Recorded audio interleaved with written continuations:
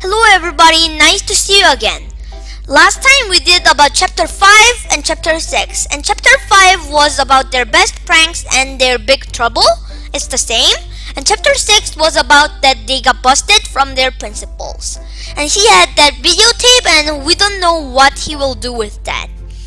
So now it's time for chapter 7 and chapter 8. Let's figure out the mystery.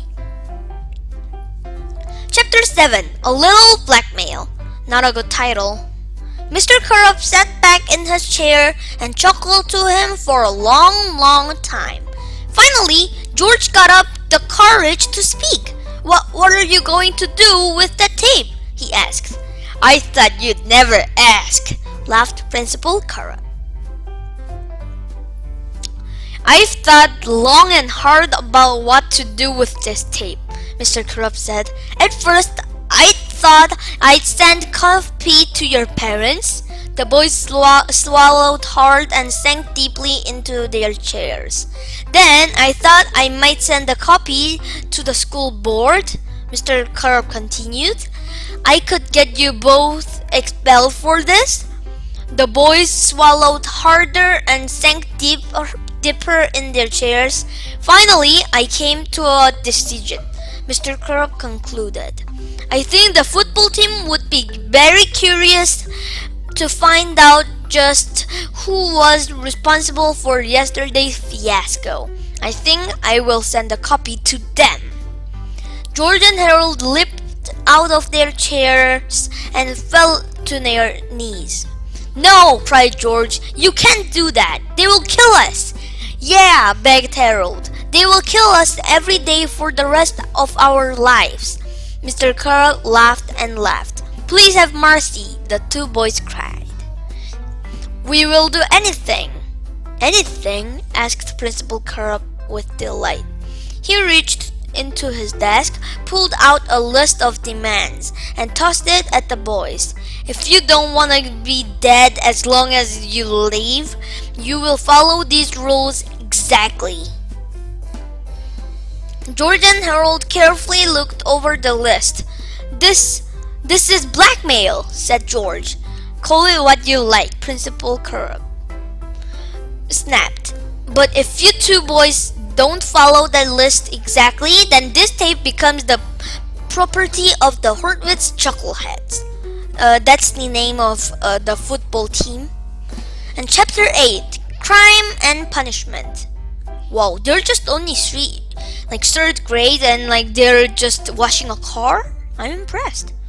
At 6 o'clock the next morning, George and Harold dragged themselves out of bed, walked over to Mr. Currup's house, and began washing his car.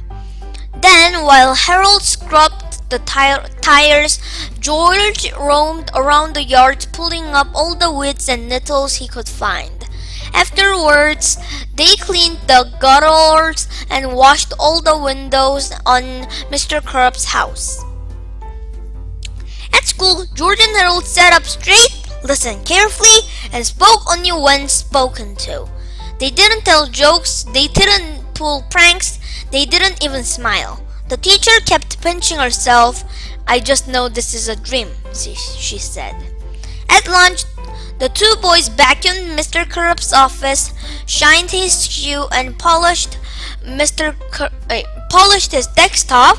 At break, they clipped his fingernails and ironed his tie. Each spare moment in the boys' daily schedule was spent catering to Mr. Currup's every whim. After school, George and Harold mowed Mr. Currup's lawn, tended his garden, and began painting the front of his house. At sunset, Mr. Currup came outside and handed each boy a stack of books. Gentlemen, he said, I've asked your teachers to give you both extra homework. Now go home, study hard, and I will see you back here at 6 o'clock tomorrow morning. We've got a busy day ahead of us. Thank you, sir, moaned the two boys. George and Harold walked home dead tirely. Man, this was the worst day of my entire life, said George. Don't worry, said Harold. We only have to do this for 8 more years. Then we can move away to some far off land where they will never find us. Maybe Antarctica. I've got a better idea, said George. He took a piece of paper out of his pocket and handed it to Harold.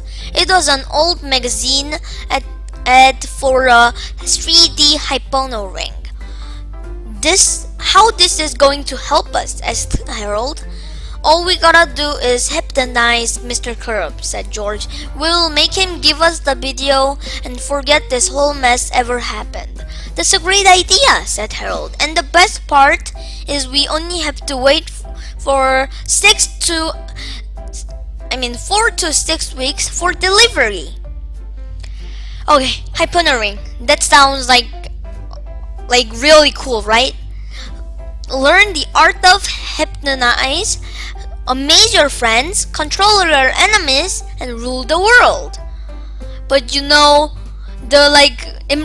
the most impressive thing that I've thought of this book is that from the hypno ring, it only costs only just $3, almost like $3.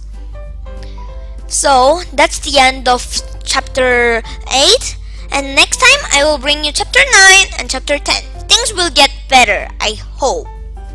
Yeah, because you see the drawing here, I didn't meant to show you, but it came to them, so let's see what they will do with hypno ring next time.